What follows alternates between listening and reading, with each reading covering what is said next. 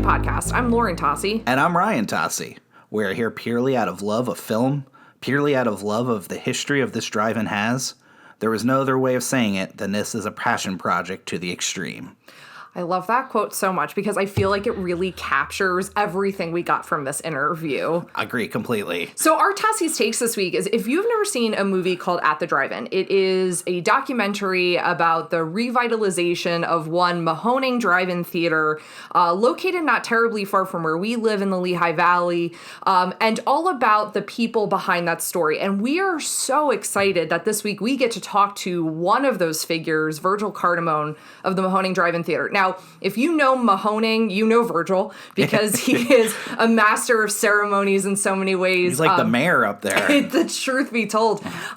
If you don't know Mahoning, Mahoning is a drive-in theater that is committed to the project of playing films on 35 millimeter, which, if you know anything about the conversion of pretty much every theater in the country to digital, you know why that's a pretty big task within itself. They play retro programming, and it has really become a destination for film fans. I think we say it a few times in the interview, and it completely rings true. If you are a movie nerd, or you have a movie you feel very nerdy about, you want to watch that movie up at Mahoning Drive-In. 100%. I mean, their lineup is amazing. Like, it's unreal when you look at it. I mean, there is just something for everybody up there. No, and it's the truth because, like, and we talk about this a little bit in our interview that you'll hear upcoming. There could be a way of pigeonholing them as like a horror destination, but like not at all. There's so many things that they're playing. Right. I mean, you have everything from their opening weekend every year is Willy Wonka and Wizard of Oz. Always opens up in April, and they always open it with that. But like from there, I mean, talk about some of the movies they have. Predator, Alien, First Blood, all on 35 millimeter. You get Mad Max Weekend, John Candy Weekend, which is Uncle Buck and the Great Outdoors. I think they did Chitty Chitty Bang Bang and Mary Poppins. I mean, it goes all over. Ferris Bueller and the Breakfast Club. I mean, come on. That is the best double feature you could possibly get on 35 millimeter. And you could really say that about every weekend at Mahoning. It's something about just how they pair their films. They have such like a knack and such like a real skill at their programming. They also have a lot of like annual events that they do. So if you get into that tradition, there's things to come back to every year. They do. I mean, they just had Freddy Fest, which we'll talk about in the interview. They have Schlockorama, Universal Monsters every year, Christmas in July, Zombie Fest. Camp Blood, I think at this point is growing into like something everybody knows about. Yeah. And then we talk about like, us, the Goonies means so much. They did that on 35 millimeter this year for free. Yes. So it's always giving back. They did Homeward Bound with a puppy auction up there. It's just these events that they do are just... you telling me I could have adopted a puppy up at Mahoning? You could have. You could have done that, and then like another week gone up and see the one of your all-time favorites, The Blair Witch, or Star Trek, Wrath of Khan. Like, just amazing films all around. So what are some things, though, that they still have upcoming? Because if you're listening to this for the first time, or maybe you feel inspired by this episode to go up to Mahoning Drive-In, what are some things people depending on when you're listening to, they still have a few weekends left for this year. They have the 90s Rewind Weekend coming up this weekend, which is 6 great 90s nostalgia films that you get to check out. If you like spooky season, they got The Omen coming up. I mean, a classic. Harry and the Hendersons will be up. They have a huge event with the Last Drive-In cast and crew again. They had Joe Bob Briggs up last year, but they're getting the cast and crew back up for a night this year again. They have Devon Sawa, night, which I know you're probably excited about, with Idle Hands and Final Destination. And then they end up their season with Labyrinth and The Witches, which is just terrifying. And then a great double feature of their last night of the season, which will be Trick or Treat, the great anthology, Sam film. And then with a nice Trick or Treat with the Ozzy Osbourne and Gene Simmons, film. So a really cool lineup still left for the season. Yeah, really clever planning and fun things to go see. You can check all this out at Mahoning DIT on Instagram. So please make sure you're checking out their social media because they do so many things surrounding it too. Themed foods and beverages and merchandise. It feels like if you're someone who loves going to a convention, it kind of feels like that up One there of that the weekend. best concession stands you'll ever find. That's the truth. But it really, this was an honor, and a really great joy to get to talk to Virgil. And, in this conversation, you're going to hear kind of what our question is of the day, which was, how could you turn a 35 millimeter and retro only drive-in into a success? Well, welcome, Virgil. We are so excited to have you on our episode this week. We are so excited to talk to you all about film and theater. Could you do us a favor, though, and introduce yourself to our audience? Yeah, absolutely. I'm Virgil Cardamone. I'm the partner, booker, and curator at the Mahoning Drive-In Theater here in Lehighton, Pennsylvania. The only 100% 35 millimeter retro classic drive-in in the country. So really excited to be with you guys. Like I talked about on the pre-show, we could talk for days about theater and film. So. Yeah, we are just so absolutely ecstatic to get to talk to you because, just your whole experience there is phenomenal. So we're really excited to have you. We always kind of start our show off with what we call a Tossi's Takes, which is essentially a movie or a show or book, anything recently that you've seen or read or whatever that you just are like, people have to see this. Like, I just really want to recommend it. Yeah. So we want to hear. Absolutely. So I literally, I've been pushing this on people for the last week because during the season, I don't have time to go to the theater. I don't have time to take in a lot of new media being so immersed in the retro classic culture here. But I happened to start watching a documentary called Mind Over Murder on HBO. It's like a mini series, maybe 6-hour-long episodes about a murder case which I had never heard of, about the Beatrice Six, who were falsely accused of a terrible murder, but there was so much involved in it, and the way that they laid it out and unraveled this story, and it was just a true masterstroke. And maybe it's because I've been so void of entertainment beyond the bookings at the theater, but I've been going around telling people you gotta see this have you seen the Mind Over Murder? And I keep thinking it's HBO. It may have come out in 10 years ago. People this dude's talking about Mind Over Murder like it's some sort of a new thing. But yeah, I recommend that in a huge way for sure, as far as something modern. No, and I appreciate that recommendation because I feel like there is so much saturation of true crime, docu-series right now. When you get a good recommendation, it's everything because they can so capture and terrify you at the same time. Totally. I really appreciate the fact that as a movie booker, you gave us a recommendation of a TV show. Because most of my movies are retro. I don't find myself being what's new? What's brand new? Doesn't do any good in my world. You'll be recommending those in 20 years. Perfect. Exactly. Oh, I love it. That's awesome. Yeah, you mentioned about the oversaturation, and that's something we talk about on our podcast all the time, where the whole entire world has shifted to streaming. We're in the streaming world to the point where even some of the best movies of the year are not even available to see in a movie theater. So you have this situation where you're kind of forced to go to the streaming thing, even if you don't want to. And for me, it's so overwhelming now that they all produce their own content. It's constant new stuff. It's, we got this star to do that. I can't keep up. I started trying to make a list of these are the things I want to see in the off season. It gets ridiculous. And I'm just I'll just watch my comfort movies. No, I totally get that because it's you get to a point where you're when you sit down to finally watch something, you're I want something that's going to hit. And it's hard to take a risk on something new. And when there's we talk about this a lot on our podcast as well, just the stratification of film culture, media culture makes it almost impossible to discern what's the thing that is really going to be worth my time. Yeah. When we come from the video, I'm sure you guys come from that same era of the video store and cable, where yes, there was an opportunity to see things aftermarket, but you still had to work for it. And now that everything is just there, you're able to see everything. It's lost kind of a touch of that experience. I find myself, and this is terrible to say as somebody who books film, I find myself watching things and turning it off within 10 minutes, knowing like, I don't care. I'm not going to waste my time on this. Even though it's going that way, I'm like, yeah, this is enough. Yeah. And it's enough of a taste, but it's like, there's just too much.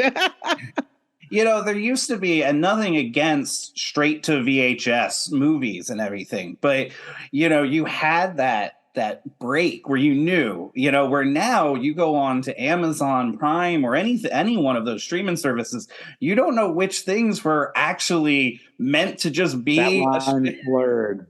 Yeah. That's such a great call. Because in reality, like, let's be real, that is straight to video now. Like, you can get away with both.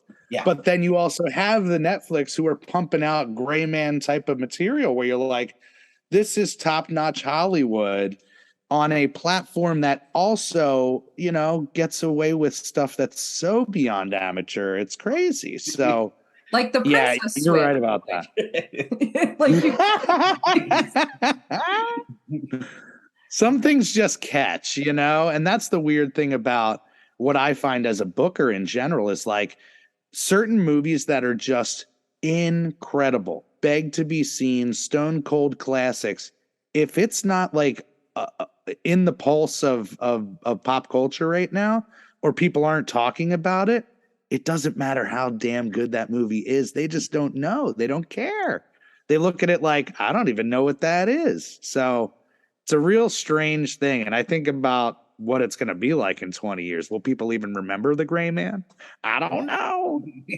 Well, it's so hard to tell, like, in the moment. And I'll say this, like, so without a doubt, like, we are huge fans of the Mahoning Drive-In experience, the cult around it, like every bit of it. And I think what we wanted to know is, like, so how did you get involved with the Mahoning Drive-In? Like, what's your like history of you? Because you've cultivated such an incredible community there, and such. I mean, we think the booking is brilliant. So, how did you get involved with Mahoning Drive-In? Well, 2014, I was running Blue Mountain Vineyards, which is in New Tripoli, not terribly far from where the Mahoning is, maybe about 25 minutes. And I was running a location down in Montgomeryville area. And in walks this really cool, kind of quirky kid who interviewed for a job, turned out to be my future partner, Matt. And we hit it off right away with our love of not just movies, but drive-ins specifically. I remember telling him in that interview how much I had dreamed and how long I had dreamed about potentially running a drive-in. And it's something that I had talked about with a lot of people for many years. I say it in interviews all the time. I've been saying it since I was 13 years old. And that's really the stamp that I remember because my drive-in closed not long after I was 13. And it was right in the heart of when I was truly into the love of it, the experience of it, what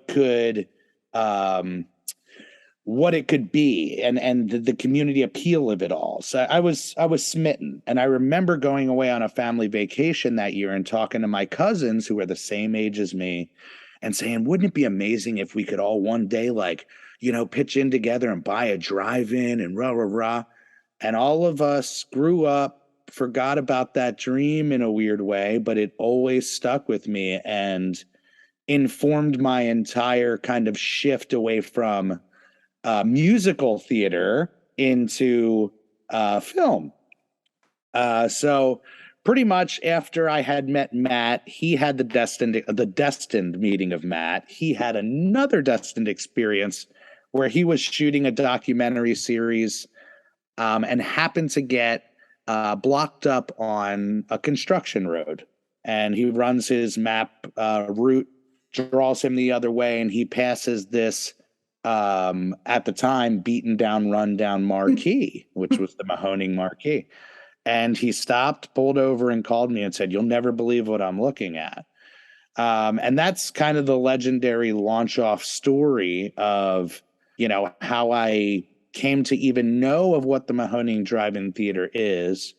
And we came in and we met Jeff. We partnered up in 2014, and really tried to start to rebuild the business in general, not even the booking structure. We weren't pushing in any way to be like, hey, we want to change things here. It was truly, we love drive-ins. Is there something we can do to help? And at that time, it was a lot of mixture of financial as well as structuring a business, which I had been running businesses for many years. And at that time, currently was running a very successful business at the Vineyard. So it felt like there was a hole to be filled in a weird way, right there next to Jeff. So that's how I came into things. And the booking thing came really quickly. I'd say about a month from meeting Jeff, we made the decision to go retro and pretty much threw in the towel on new movies.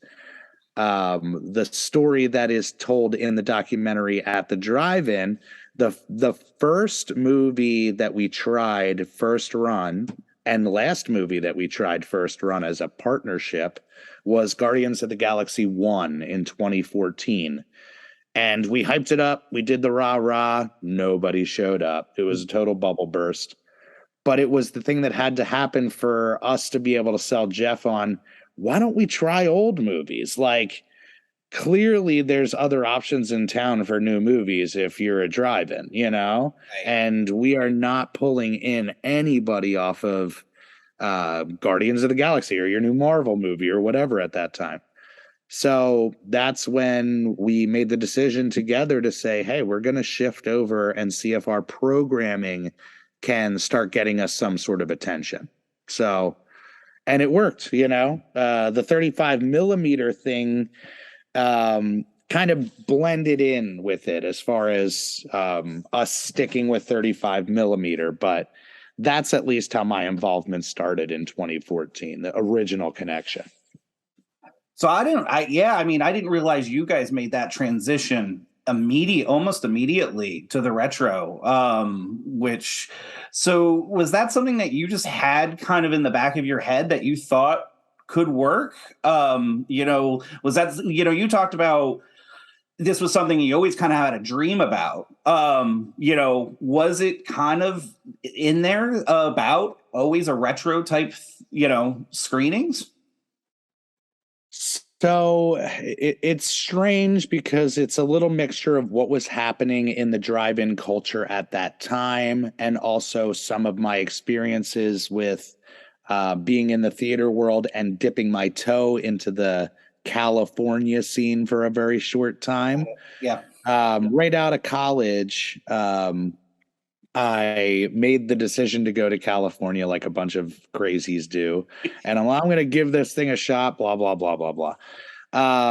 So when I was out there, more than anything, I was super informed on the comedy movement at the time, which was like Largo, a lot of places that were doing like alternative sketch comedy. And the thing that I really took away from it was the community that they were building was enough to sustain them to not only pay the rent on their building, but sell merch and almost like a band would. And ironically, after I left and came back is when I jumped full steam into heading bands and singing in bands. And there was a crossover there too, where you kind of have to rah-rah something that seemingly nobody cares about, but you got to play off as the greatest thing in the world, greatest experience. And that definitely started like the social media tact of being able to, sell something that is an experience and you're trying to get people to come out to and pay attention to. So that was the early days of, kind of how things launched off with getting the word out. It was a lot of social media, a lot of tactics of you can't miss this. And there were nights I remember we had 4 or 5 cars there when we went retro first, and we sold that thing online like, look at the amazing time we had. You missed it, you know? And from the outside looking in, it became this lore of what is this place? I got to get to this place. But at the time, I do remember in 2014, in the culture again of the drive-in culture, there were other drive-ins putting on retro shows and, you know, like Halloween shows like you see all the time now at drive-ins. Yeah.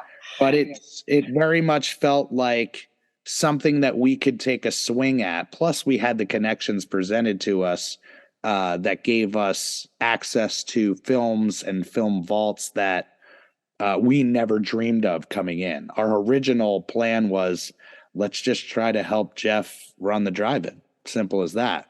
We weren't thinking about shifting the model, becoming the legend that it is. And it all happened out of necessity in a strange way in those early years, because that's when the industry went digital, and the theater industry pretty much said, and studios said, we're not going to produce new movies on 35 millimeters. So if you want to keep running new movies, you have to upgrade your system or you're out of business.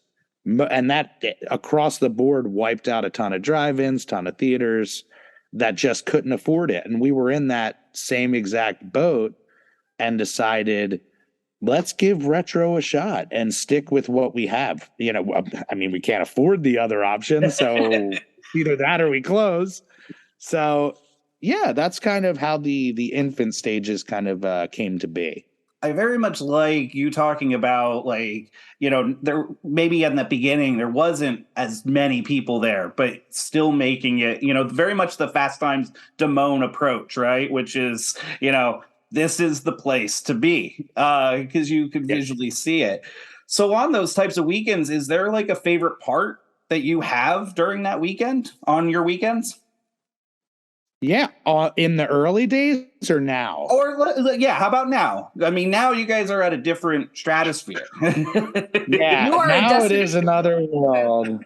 I'll say in the early years, there's a crossover in the early years with what we do now, which is it's very Little Rascals, and I think that's a huge appeal for people. They know that we are a family-run business, but we're not connected by blood. We are connected by fandom and by passion, which that sells across the board. That speaks to people who are striving for their own thing, who are pushing for their own thing. It's become an inspirational story in itself, in that it has worked, you know? And there is an element of that that has never left. It is still a group of maybe 5 or 6 key people pushing this thing. We rely on volunteers. We, you know, raise our bar every year, step by step, and grow every year. And kind of the way I describe it since the documentary came out in 2017 is it's like a magic carpet. There are experiences now that, because there's exposure, we can't plan on. And a great one is celebrities showing up to the theater as fans and not even like, hey, we're booking this person. They're just like, hey, I heard about this cool retro drive-in. I happen to live in Jersey or New York or whatever. So we've had like, you know, news correspondents show up and be like, I'm looking at these people like, this guy looks familiar. Wait, he's from the NBC News, you know, like, so that's a really like strange thing that happens now. But I would say just the experience on the lot of community and bringing everybody together is truly our bread and butter and what fuels the fire. To be able to walk that line of cars and see all the different license plates from all the different states and say, these people love what we do. All my years being in a band and trying to be the rock star, this is almost like a rock star experience where people truly are vibing on what we deliver and come out in droves to see our live shows and buy up our merch and appreciate it like hell. And yeah, so it's become way more than my 13-year-old self dreamed, my 2014 self dreamed, my ever self dreamed. So it's such a gift. And in a weird way, all the failures of my life prepared me, like selling the drive-in early on, like it was the band, I don't know if I would have been able to do that if I didn't go through those years or those failures or those missteps or whatever you want to call them. Well, and I love how you phrased all of that, because there's so much beauty in that kind of journey. I mean, it's cinematic in the way you describe it. The scrappy drive-in that could and figures out and brings community together. I know one thing we always talk about is going up to Mahoning Drive-In. We're big into like going to horror movie conventions and comic book conventions, and like the best part of that is that communal experience. And you have cultivated that just so well in that space. It feels like an event, and it's so meaningful to hear you talk about how important that connectivity is for you as being in this curation process of bringing all these disparate groups of people together and making it a destination for people who are obsessed with movies and just want to be around other people who are equally obsessed. And that's the thing. It's an acceptance thing, where my early days being in theater troupes, it very much was like a group setting of people that you create these incredible bonds with to put on sometimes a one-time show, and then you go on your separate ways. So that community aspect is something I've always been searching for since the first time I was in kind of a group setting very young. So I think that the Mahonings birth and original fandom was born off of horror fans and was born off of the grindhouse alternative thinking fans, and it's still to this day is what we cater to. We always said we don't want to become the strictly horror drive-in, but people who are fans of the cult that surrounds the Mahoning Drive-In Theater, they are fans of our big annual events, our fan events, our guest experiences, our photo ops, our things that really do cross over with what the horror convention started as and now has become, and really early on, the idea of trying to support vendors, musicians, local businesses, blah, blah, blah, off of the back of the Mahoning Drive-In Theater was in the back of our mind.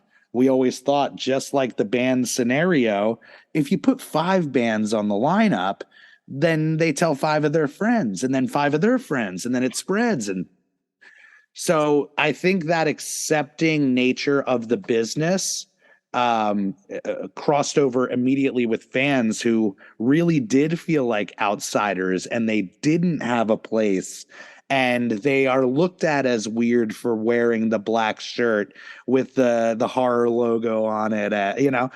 It's a place where you could come and find your people. And early on, I called it the cinematic cheers, where everybody starts to know your name. And it's still kind of like that. I see people who show up for the very first time, and then it's like, wow, this person's here almost every show.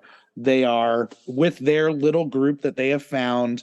They are creating their normalcy at the drive-in and weekly tie-in that the drive-in has.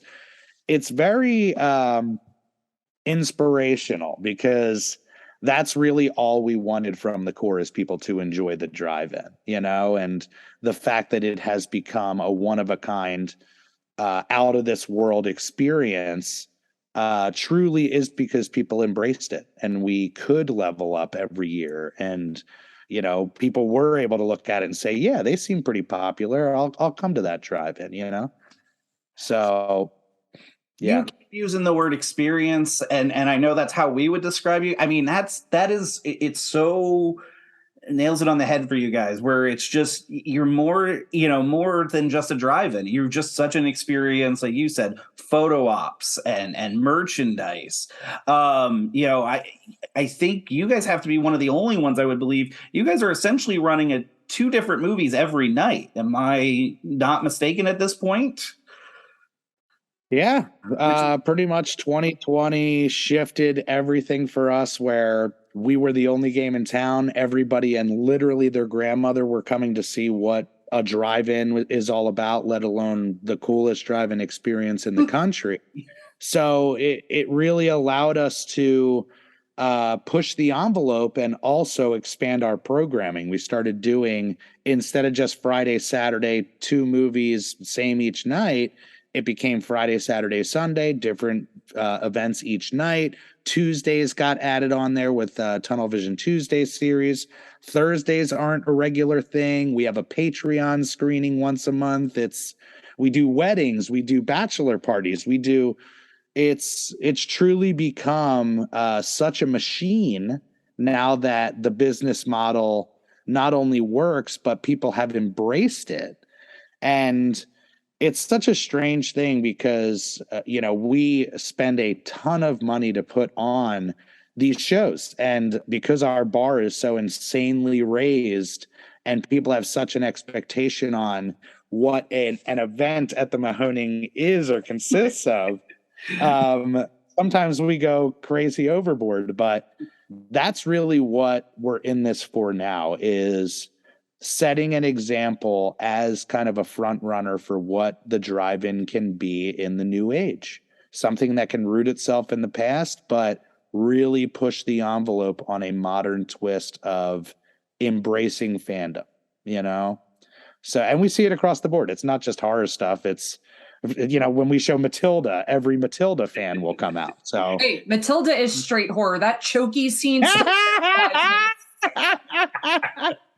That's true. But what I love about that is like how much you diversify, so it can feel like a family destination. I mean, we both grew up with parents who did not believe in the rating system, so we were able to watch anything.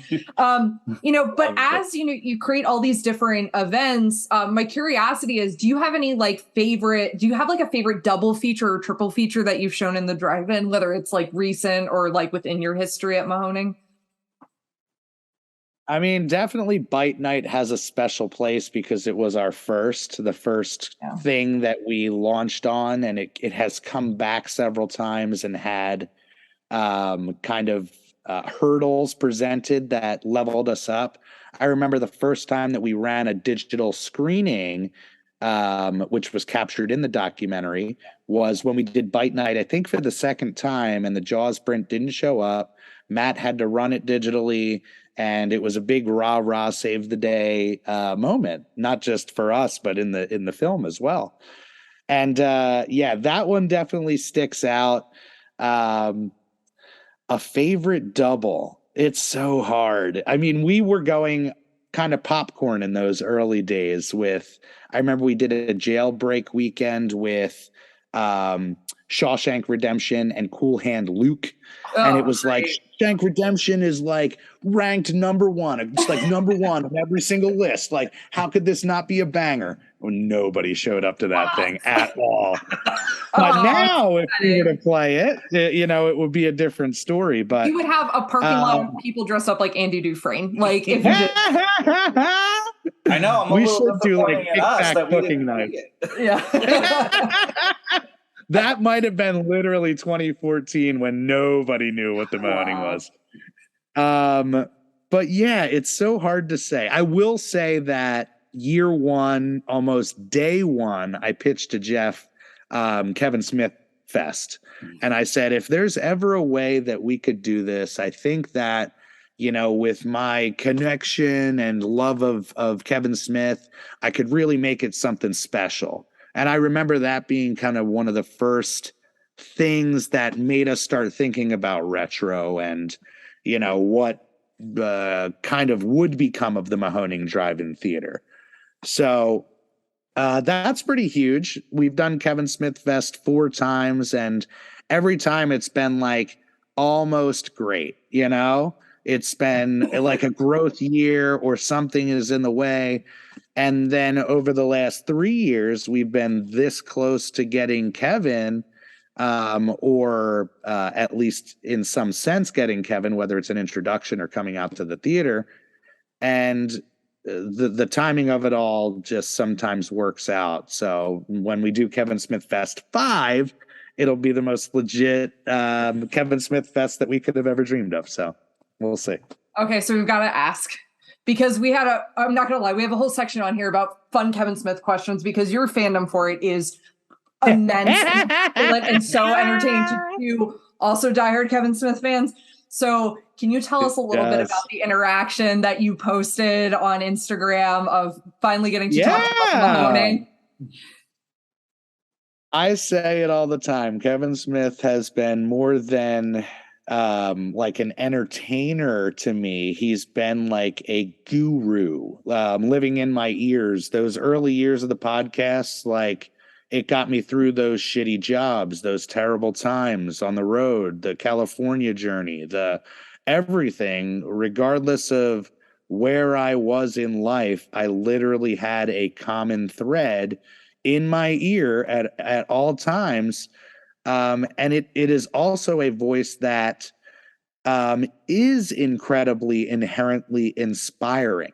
I don't know at what point he took that turn of being like, go do your thing, go take your shot, go where the puck is going.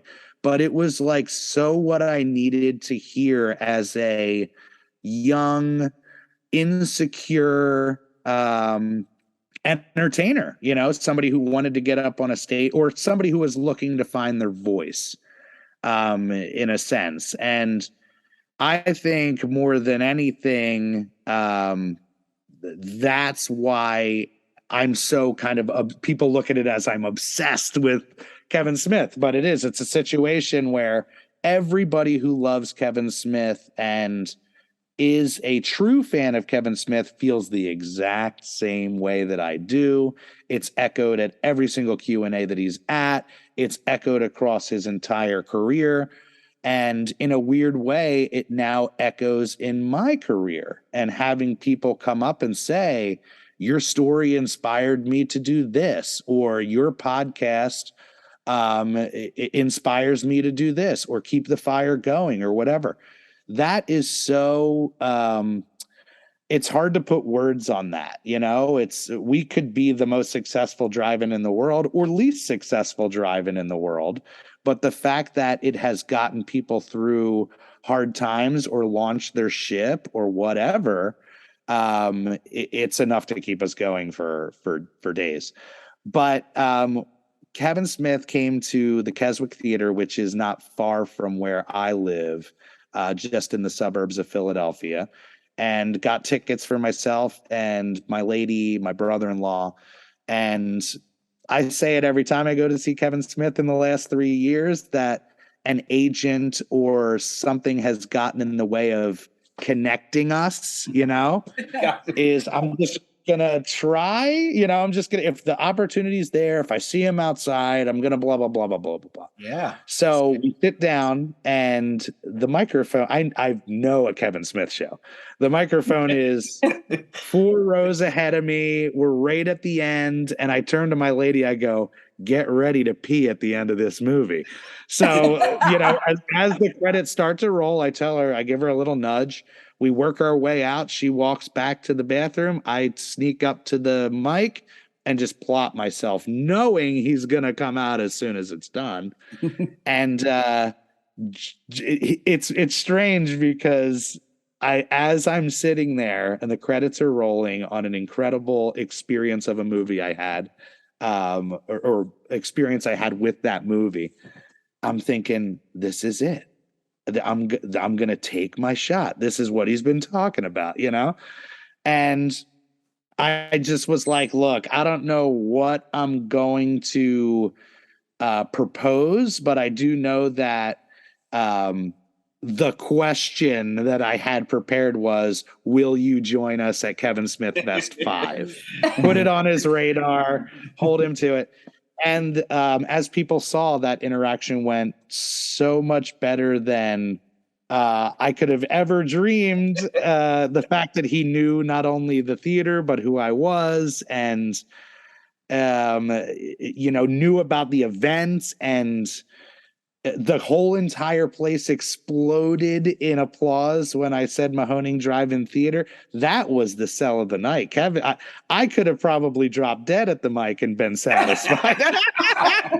It was one of those things that felt just truly meant to be, and like most things in my life, destined. Like I was meant to be here at this exact time and work this exact scenario.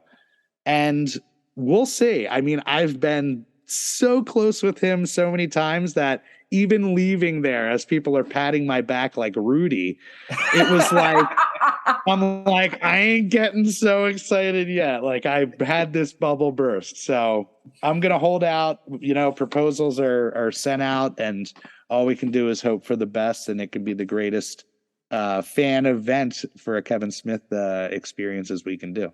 You're going to be lined up around down the block. I mean, I hope so. And we'll be able to look back at Kevin Smith Fest 1 and be like, remember there was like 6 cars here and that Silent Bob impersonator showed up and he was like, yeah, it'll be that much sweeter a sauce.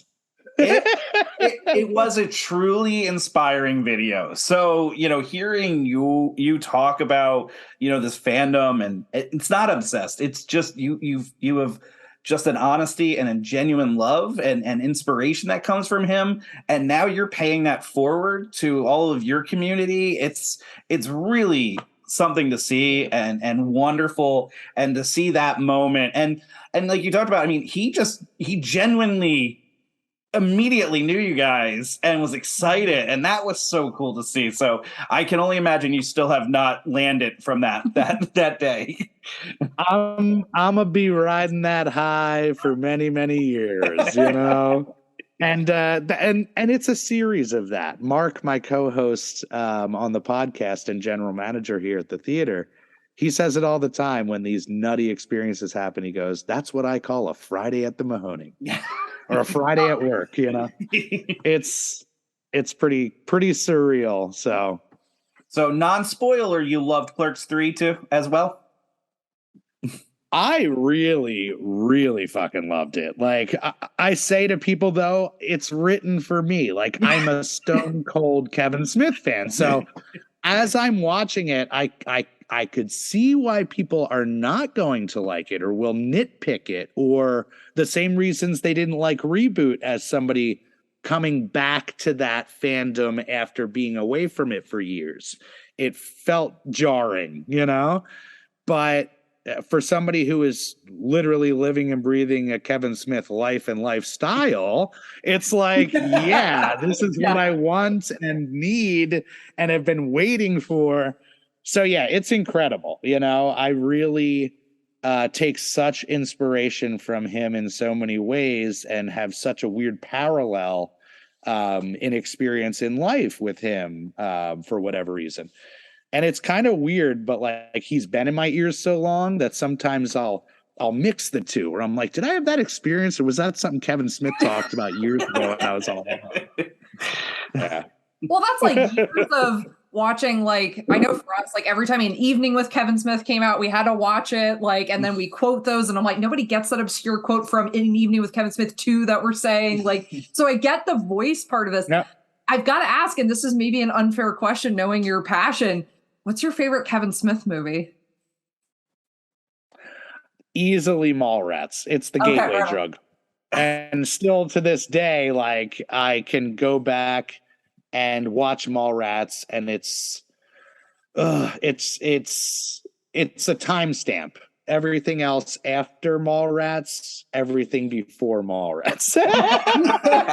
It shifted my entire view on what movies are, what comedy is, what is possible in the realm of film. And yeah, it's nuts. I mean, I say as responsible as Quentin Tarantino was for sending a bunch of people to Tarantino film school at video stores, for me, it was a mixture. It was QT and Kevin Smith. Like that Clerks experience that Randall was having, I wanted to have, and also get the knowledge that QT was able to spit on people.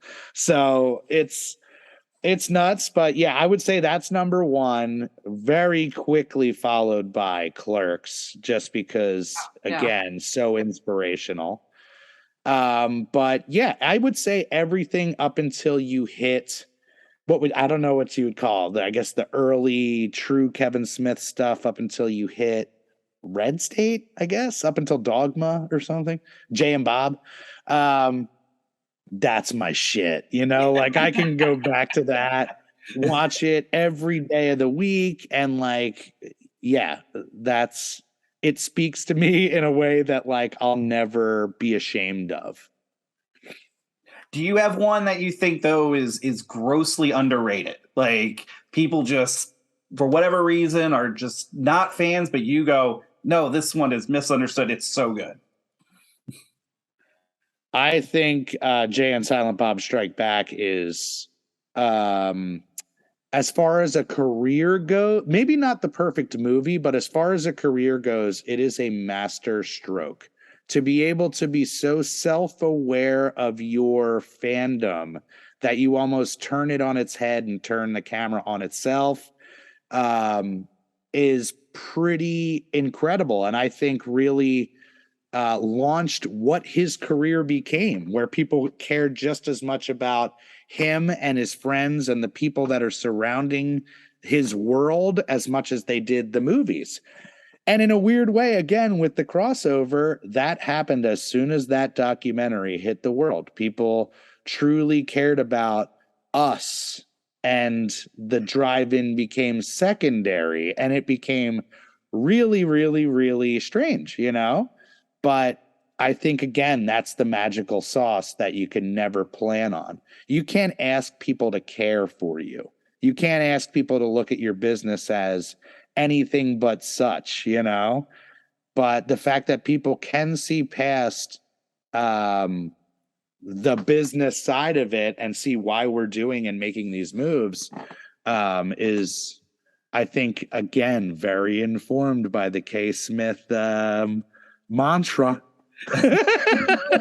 Well, and I think you guys, all of you that work there, from the documentary on and everything, you guys are very welcoming to everybody. You all hold a very confidence and also very humble at the same time. And it's so inviting to everybody. You walk around and you greet everybody with a smile. And I know for us, every time we've gone up there, one of the special things about your place is every single person that works there, it looks like they're just enjoying it and they're talking to you like you're their best friend. And that's very rare to get at a business, and I think that's how you guys have just built this community.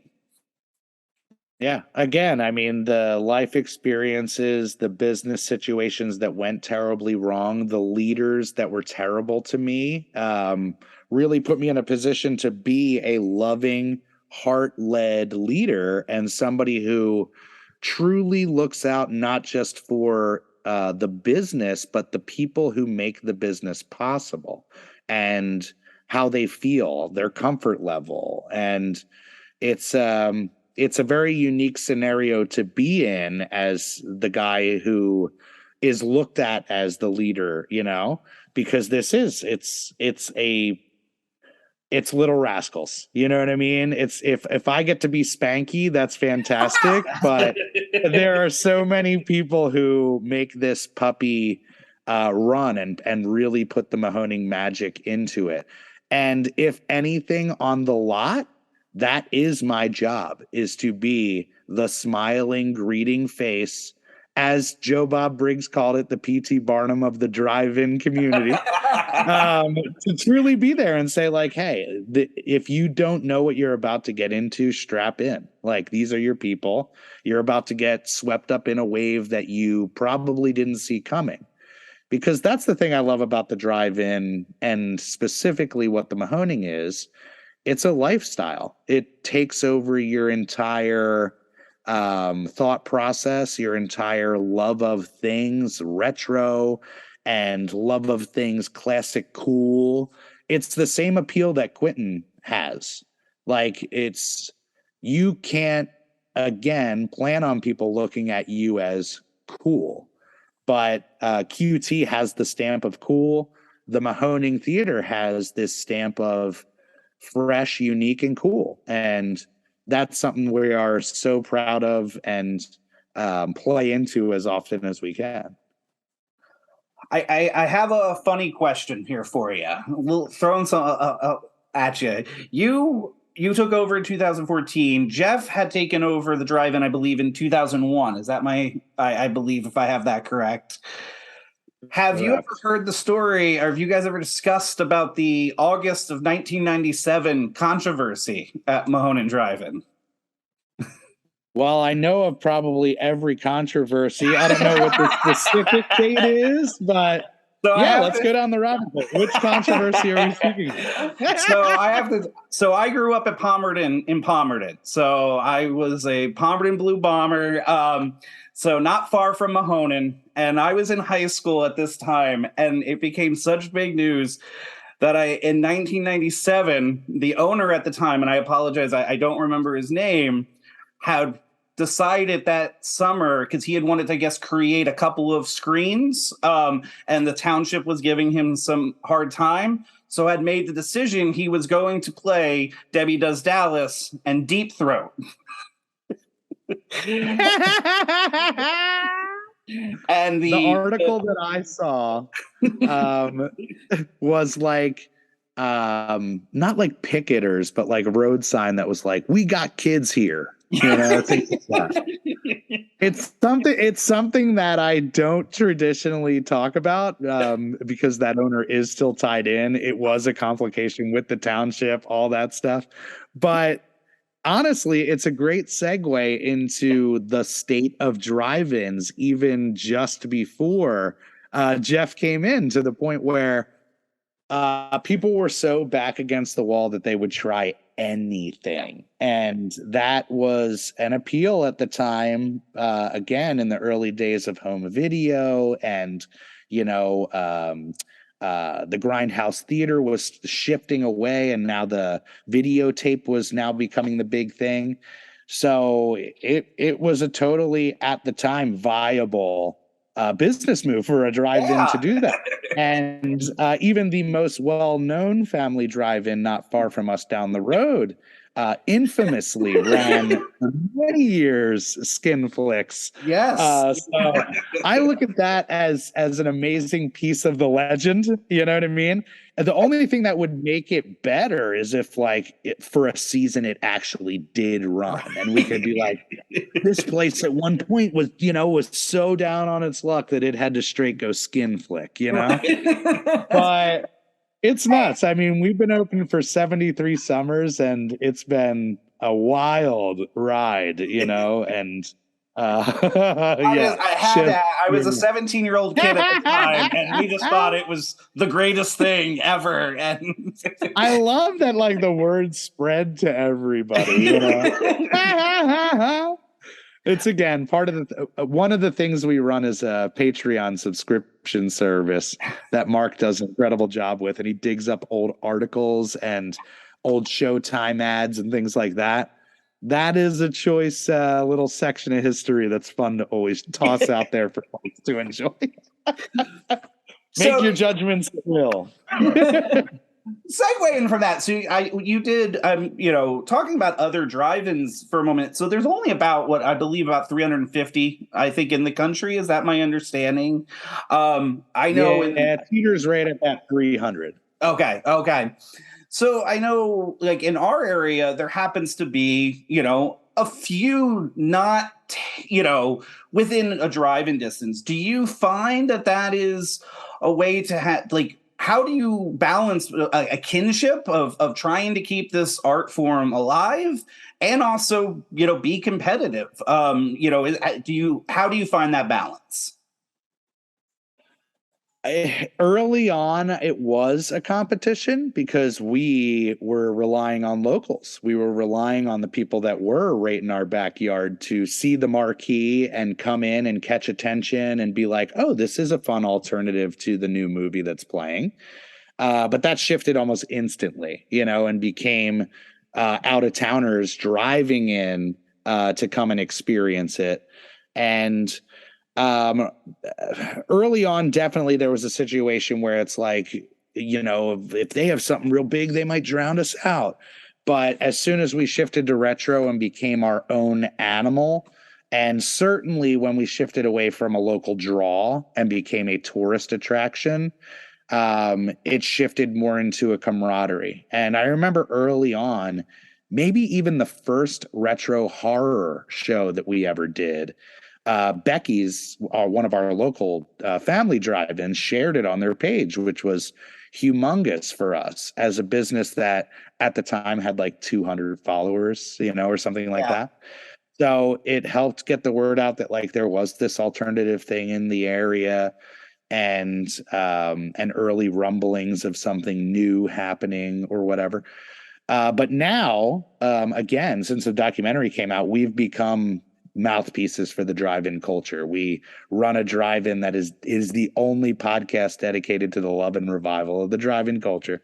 So we take great pride in the fact that we are supportive of every owner's business decision, every owner's hurdle, every owner's situation, to the point where some of my favorite interviews we've done are with current drive-in owners. So we get to hear like what it's like to deal with Hollywood right now. And my only perspective of running a theater beyond the Mahoning is indoor first run movie theaters. So to hear a first run drive-in experience is like super foreign to me, at least. So it's it's crazy, the whole entire scenario is crazy. This really shouldn't work with other successful drive-ins right in its backyard, but I think it really helped that there is a really strong sense of drive-in culture still left in Pennsylvania with so many drive-ins. So there are more people willing to be like, yeah, I'll drive an hour to check this place out. No, you're so right. I think there's like something to like that closeness in that way. And, you speak really, beautifully to like drive-in culture and that connectivity. Obviously, we know you to be a massive Kevin Smith fan. And Ryan wanted to take you back to 1997 to talk a little bit about Mahoning history. But I want to take you back to and maybe not Thank you for that. Not in the skin flick realm, but I want to know. So I think I want to know, like, what was that kind of nexus point where you're like, movies are the thing? Like, this is the thing I love the most. Yeah. It was, like I said, growing up as somebody who wasn't very comfortable in their skin, somebody who got off on the idea of playing other characters or something like that. It was a real crossover quickly with film, and my love of performance and looking at actors as performers. And I remember that shift happened right around 5th grade. I was already performing on stages, going to the drive-in regularly, seeing movie stars up on the big screen. And when I started acting at a young age, I started looking at young actors on the screen like, oh my God, wow, like that's a true performance. Like they are in a headspace in a situation where they're able to get up on the screen. How does that all work? And blah. Changed my perspective. And the early love of movies came from the comfort of comedy. And that was the thing that brought the family together. And if we could all laugh together. And I remember seeing Ace Ventura the weekend it opened up and going with my family and my mom, even though there were moments that were incredibly inappropriate to show a 5th grader. Yes. My mom was cackling with laughter. Like I'd never heard her laugh like that in my life. And the only time I heard her laugh harder was when I started doing the impressions all the time, as everybody did. And that brought out a bug in me where it's like, oh my God, not only can I get off on performance, but I can get off on applause and laughter and all of that stuff. So that was the initial kind of bite, I think, of looking at movies in a different sense. and kind of just recognizing that movies were a performance art and a piece of art versus just kind of an escape piece, even though it has worked as both my entire life. But definitely those early years at the drive-in were incredibly informative. Just being in that atmosphere, seeing people love movies as a group, seemed so kind of new to me. I remember when I was really young at the drive-in, even though I've been to movie houses, being at the drive-in felt so much more communal, so much more of an experience, so much more of a magical situation. So that bug, that mixture, that timing of it all definitely is the early stages for sure. And then I would say, the shift in high school and middle school, that's when Tarantino was hot. That's when the independent film movement was hot. So that turned me into more of the performance guy on a theater level to holy crap, like what you can do with film on an indie level is changing. So are you able to name an all-time favorite film? An all-time favorite film. Certainly Poseidon Adventure was life-changing for me the first time that I saw it. Yeah. For kind of the same reason that The Exorcist was. I remember seeing it like it was an allowance. Like my parents were like, I think it's okay to show him this.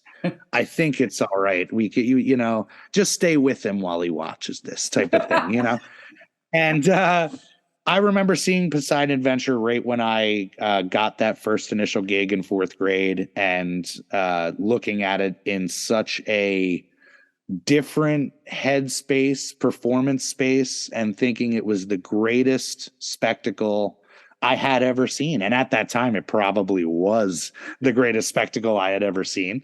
But it is still a movie that I can go back to and just be like totally awed and wowed by. And I love sharing it with people that may not know about it, So that's an easy one, besides obviously a Kevin Smith movie. But you know what? I love that pick because, like, it's Poseidon Adventure, especially that set piece of the ballroom as it's like slowly filling up with water. Like, the tension in that sequence alone is just so immense. So it's like a terror. Yeah, it's an anxiety producing thing because like you realize they're just so incredibly helpless. Like there's nothing they can do. The boat slipped over, guys. Like there's nothing you can do. We are screwed. Yes. Yeah. I remember I was coming at it from a theater world where it's like the idea of production, the idea of performance, all that stuff, perfect timing. But I looked at Poseidon Adventure like this is truly something you can only do on film. There is no other medium you could get away with what is needed for the story of Poseidon Adventure. And I think, again, like that turning point that year, that timing of just being so bitten by the bug and living in the video store and having the video store just become a thing at that time. So perfect timing, perfect sauce, all that stuff.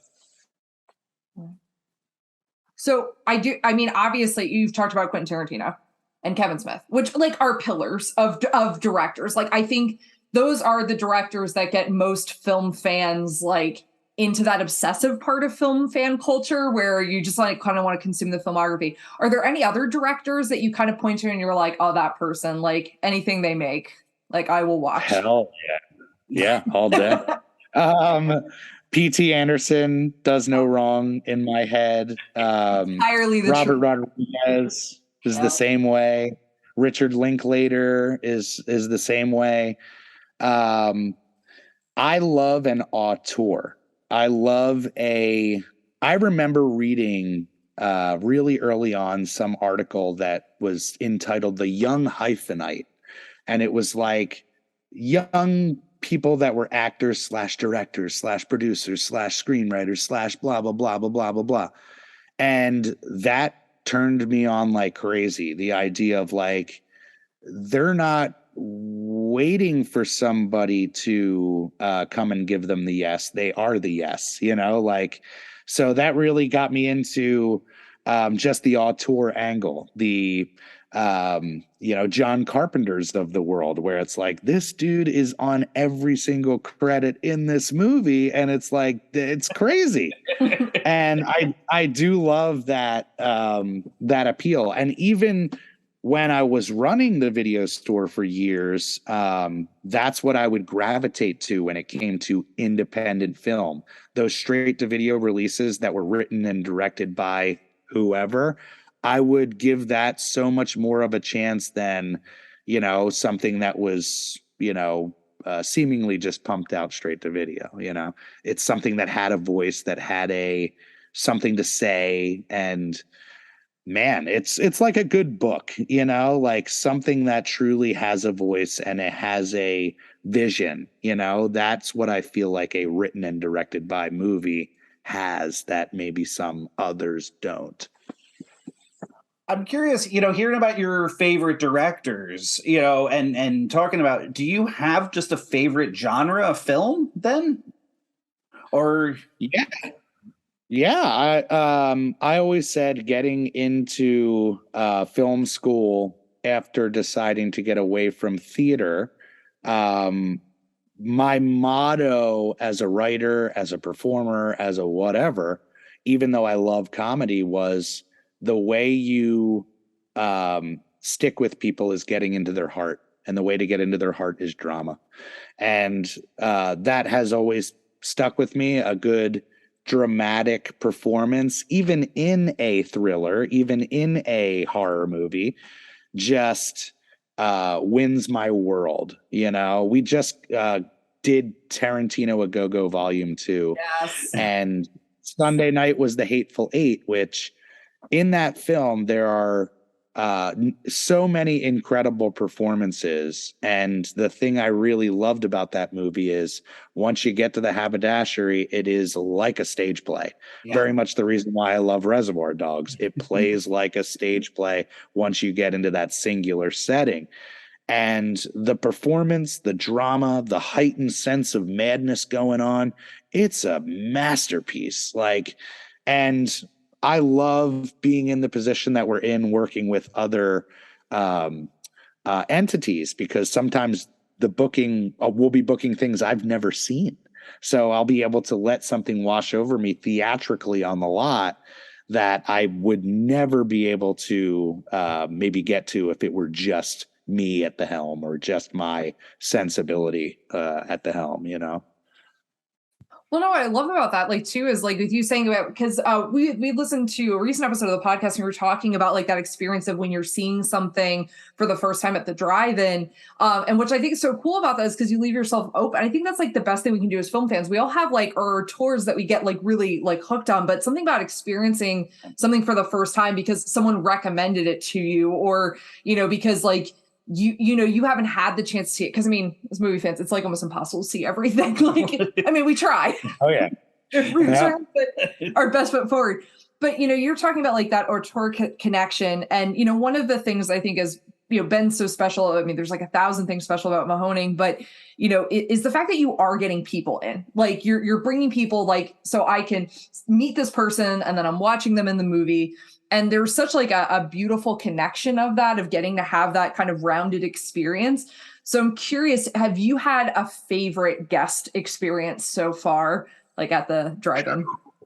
We've had some incredible guests at the drive-in, including Bruce Campbell, including Tom Savini, including Chop Top Mosley, including, the list goes on. For me, the early years, gosh, I guess it was 2019, maybe 2020 when we booked Travis Walton, who was the guy who got abducted by aliens and the story of Fire in the Sky was based on. Now, Fire in the Sky is truly my number one horrifying movie and childhood experience, and it opened my eyes to a world that, oh my God, still terrifies me. But going to pick up Travis from the airport and talking about the unknown and the world and philosophy with Travis Walton, who I believe has seen some amazing things, was pretty nuts. Definitely the firsts are always the best. We brought Zach Galligan out in 2018, I think. And I remember sitting in the drive-in field up front while Gremlins 2 was playing, and he's giving me the skinny like, that girl right there, she would not stop trying to give me her number the whole shoot. And I'm sitting there in the field and I'm like, what world am I in? You know, like I'm sitting here with Billy watching Gremlins. What the hell's going on?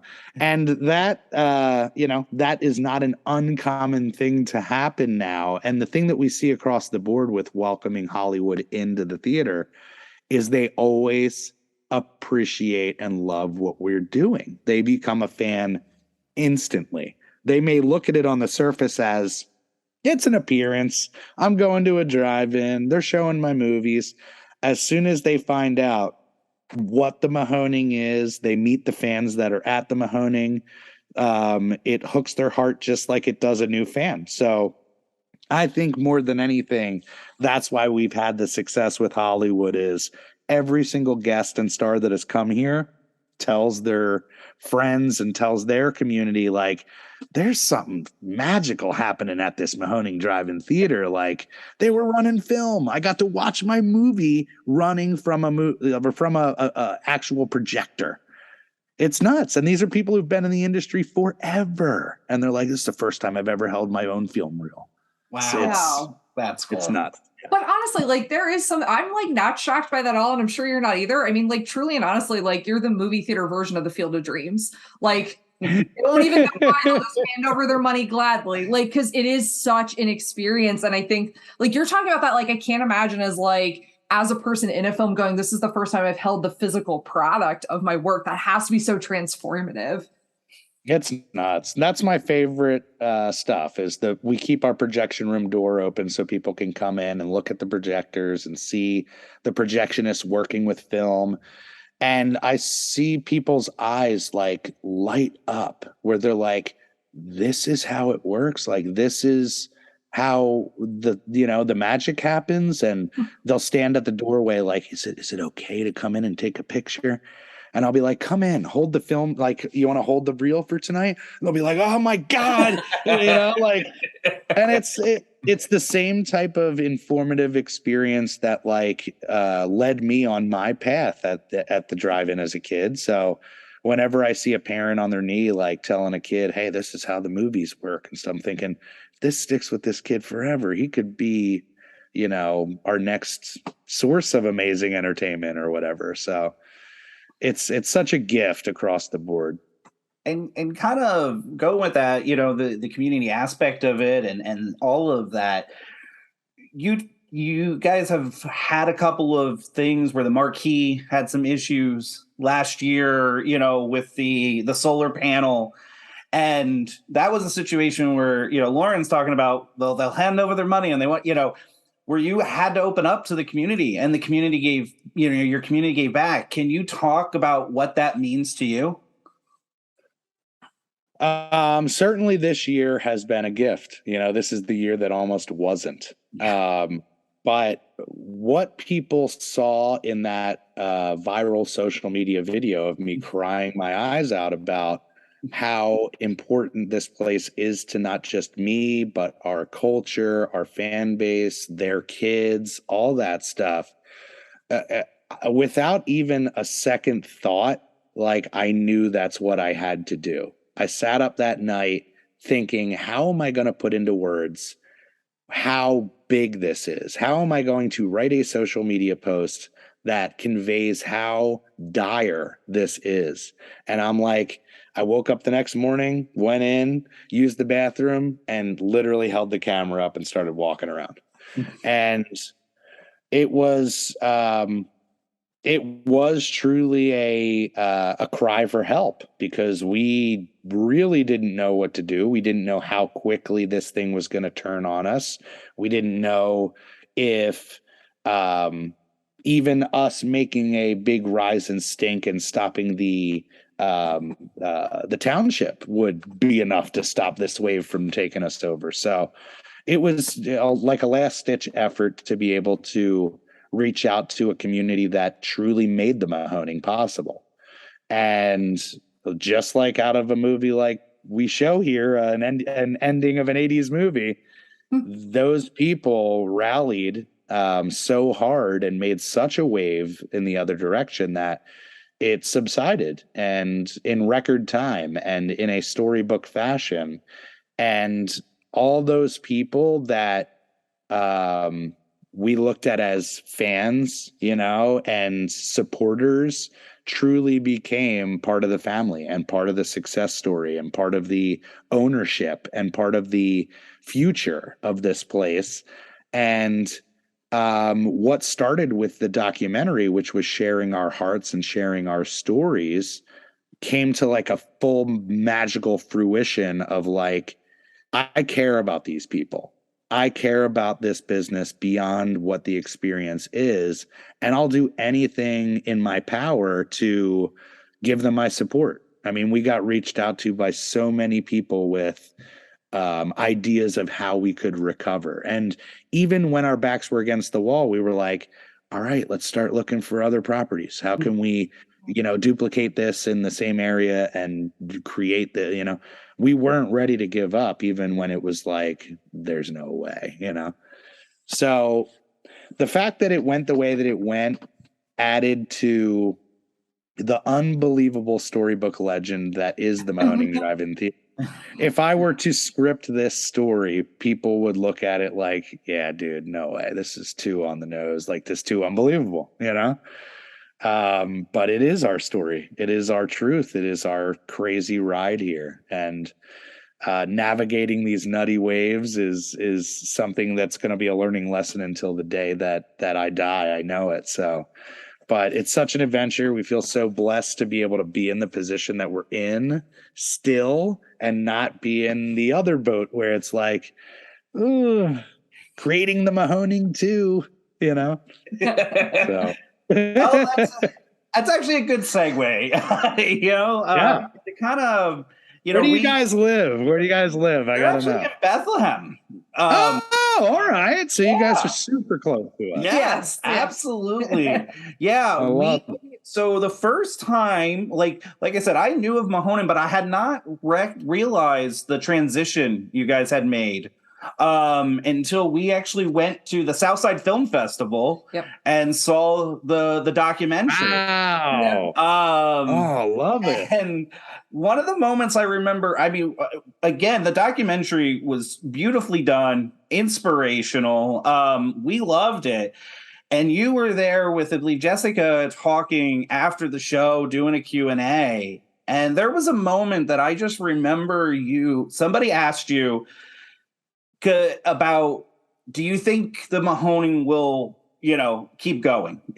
And you got a smirk and just said, the Mahoning's going to be okay.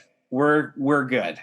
And there was just a confidence, and it was again inspiring. And the next time we had the chance to get up there, we came up, and we came up to Decker weekend, seeing the Monster Squad. Yes, double Decker. Yeah, Night of the Creeps with our two friends, Holly and Joe, who we affectionately call the Monster Squad. Yeah. And, to kind of push that forward, and I'm sure you hear these stories all the time. We were just up there for the Craft and Scream, and we got to bring our goddaughter and, their daughter, and just a cool experience and everything. So something that you guys are really giving, and something I know for us, we've been looking. This whole podcast is based off of, the nostalgia retro films and everything. And you talked about Mahoning too. We always like to end all of our shows when we talk about whatever film we're talking about, whether the movie could have a sequel, prequel, remake, or reboot, and so kind of throwing it out to you, out of all these movies you've seen over the years, is there one movie that you think deserves either a sequel, a prequel, a remake, or a reboot? that you would love to see? Wow.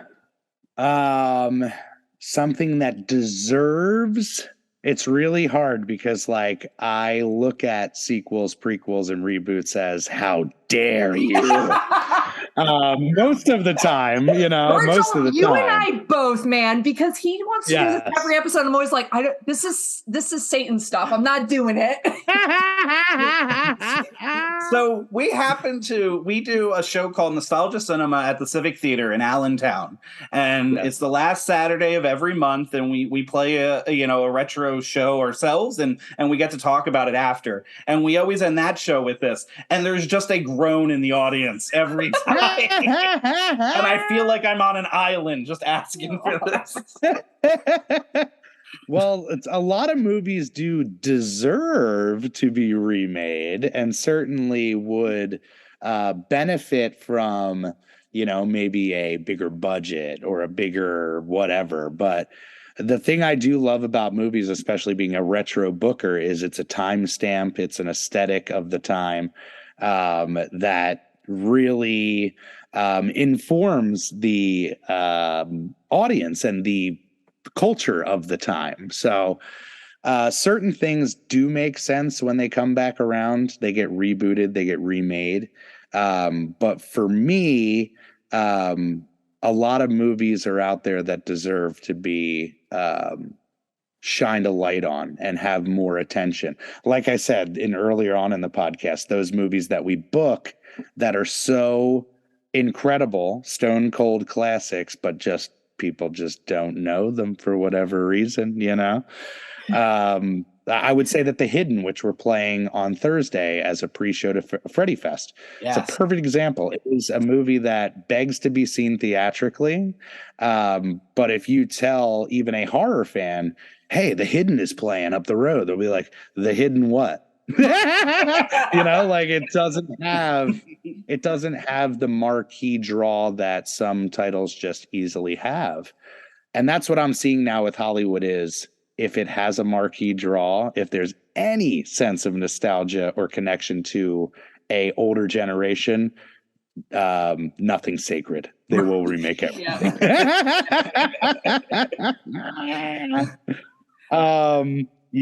That's a really tough one. I'll have to plead the fifth. I will say I did enjoy or do enjoy a lot of modern horror films, and I'm confident that as a retro film booker, there will be a lot of meat on that bone in years to come. As far as the drama, the other end of the spectrum, it's all on streaming. There is no theatrical draw for those things. One of my favorite movies of the year was that new George Clooney movie. I don't know if you guys saw it on Amazon. Yeah. And the perfect type of movie that I have loved my entire life, a perfect sense of drama, a perfect moving story. And I thought the whole time I'm watching this absolute masterpiece, I'll never play this at the Mahoning. Like, this will never have a draw beyond the quick disposable bite that it is right now, which is a shame. But like, just like classic rock, I think movies have that same sweet spot. It's as soon as you start to dip your toes, even we just booked Final Destination and Idle Hands. And once we get late 90s, early 2000s, people start thinking like, didn't this come out like last year? Like, no, it's like 25 years old and you're old. So I don't know what you're talking about. I movies came out that long ago because I still am somehow like in my early 20s. What are you talking about? I know, it's crazy, but I'm right there. Nostalgia is the ultimate fountain of youth, which I know that I have heard Kevin Smith say before. But it's true. Certainly in our business model here at the Mahoning, a big part of its success is the fact that you get to relive memories and laugh like you did when you were a kid and get thrilled like you did when you were a kid. And it just, it does. It keeps you young and vital and fresh. Virgil, we can't thank you enough for taking the time to do this with us tonight. One, it was just a joy getting to talk to you and see your passion, and really for you to pour out that passion for our audience listening. We are two people who feel very geeked out about the film experience. You match and raise that. So we just thank you so much for this, taking the time with us to get to share in our love of film together. It was a dream. Anybody who shines a light on the Mahoning Drive-In Theater, like, you guys are doing the work for us, truly. And I gotta say, like, the off season is coming. I have 6 months of not doing anything. Do you guys run those Saturday shows throughout the whole year, or is that just a seasonal thing? We do. The only one we won't be is December. Yeah, the rest of the year. Yeah, we have Night of the Living Dead booked for October, and we're still finalizing for November and January. But yeah, we will be running it. Let me know. I would love. That's the worst part about running the theater, is that literally my schedule is shot and I can't go and enjoy the other incredible retro experiences that are happening in the area. So I'm gonna come out. I'll bring the crew with me, and we'll have some fun for sure. Like you're going to be putting Kevin Smith to the fire. We're going to be putting you to that. Well, you guys got my contacts. Let me know. Literally, I fall into a depression in the off season where I'm like, I turn to my lady. I'm like, we have friends. I know we do. They're just not down. It goes from ultra social to like void, From April to October, do you even sleep ever? It's nuts. I mean, as a lot of people know, I do stay on the lot most nights. I'm at the lot right now. And it's funny because we've crossed paths with Joe Bob Briggs, who has this whole like drive-in persona, trailer persona, blah, blah, blah. And people will come to me and be like, you are actually the Joe Bob Briggs. Like, you're living in a trailer on the drive-in lot. Like, that's crazy. But it's a blessed situation. Like I said, talking about this dream since I was 13, the idea that I get to raise my kids here now and like have an incredible supportive family, it's like, pinch me now. So it's beautiful. Passion is life, and you are living it, and it's amazing. It's wonderful to see. Thank you guys so much, truly. I swear, we could talk to Virgil for hours. There are so many times on this show that we talk about our love of theater and why that experience should be preserved and valued and really honored. And I think Virgil spoke so beautifully to all of that. We cannot thank him enough for taking the time to sit down with us. We hope to have him again on soon, because I think, honestly, we could have gone for another 5 hours. Honestly, when we stopped recording, we still talked for like another half an hour because he's just so fantastic. If you are not currently following Mahoning Drive-In on social media, you can follow them at Mahoning Drive-In Theater on Instagram. You can find them on Facebook or their website. Check out all of that amazing programming upcoming yet for this season with them. In the liner notes for the show, we will give a link to all of their social media, their podcast. So if you want to learn even more about the Mahoning Drive-In Theater, that's really great to check out. Also, we'll provide a link to rent their documentary at the drive-in, because it'll give you kind of the origin story of the success you're seeing right now. Also, if you're not following us on social media, follow us at How Could You Podcast on Instagram, at How Could You Pod on Twitter. You can send thoughts, suggestions, feelings, and musings to howcouldyoupodcast@gmail.com. If you have time, leave us a review and you may get a Tossi's Takes on an upcoming episode. And until next time, enjoy the Odyssey.